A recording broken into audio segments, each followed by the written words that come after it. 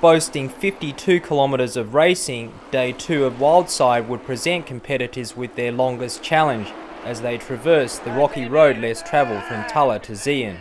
With the imposing figure of Mount Murchison looming, the moving cavalcade left Stirling Valley for the first competition stage.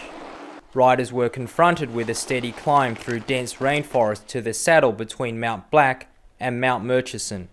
One man, however, found the tough going to his liking. At the start of the day, four-time Wildside champ Sid Taberlet was 26 seconds behind overnight leader Paul van der Ploeg. By the crest of the climb, the whip-it-thin Tassie Devil had regained that time plus some, his rivals trailing in his wake. Once over the climb, there was little time for respite. Large rocks, exposed tree roots, sorry buddy, hang on to it mate. Steep pitches and the odd river crossing forced riders to stay on the toes of their pedals as they negotiated their way to Rosebery's recreation ground. For Taberlet, there was not a milliseconds loss in concentration. The budding London Olympian put 1 minute 11 seconds into van der Ploeg by the finish, and in doing so, captured the overall lead.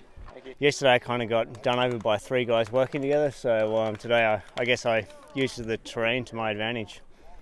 Victorian van der Ploeg, on his limit the whole way, would not be so fortunate.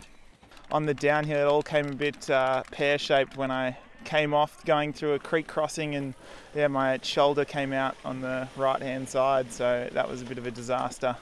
I was sort of in two minds whether I should wait for someone to help, and then I sort of externally rotated it back into the socket. Montezuma Falls, at 104 metres, one of Tassie's highest, would be a highlight of Sunday's 38-kilometre long afternoon stage, where even the fittest riders took a brief moment to marvel at its beauty. The stage was won by Canadian national champion Max Plaxton, but with the top 6 riders finishing within seconds of each other, Taberlet maintained his near-minute lead by day's end. When you got the lead, you've only got to defend, whereas the pressure's all on those guys to now to get the lead again. So I think it's better to have a bit of an advantage than it is a deficit.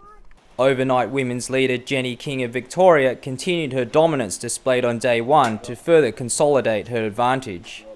The plucky blonde now enjoys what appears to be an unassailable lead, and with 2 days remaining, only disaster will prevent her from taking her first Wildside crown. Today's stage was awesome fun. It was a real mountain biker stage, I think. It just went up a long way into single track and some really gnarly downhill single track. So yeah, today was probably the best stage for me, yeah. Anthony Tan for Cycling Central.